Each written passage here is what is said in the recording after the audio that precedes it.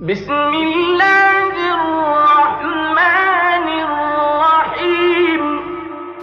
وإذ قال إبراهيم رب اجعل هذا بلدا آمنا وارزق أهله من الثمرات من آمن منهم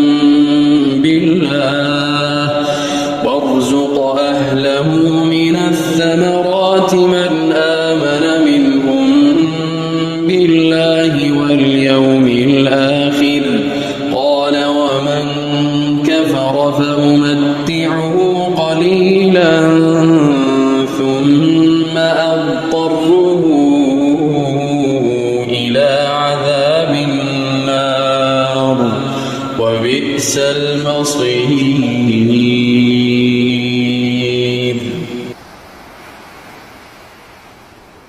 और वो वक्त भी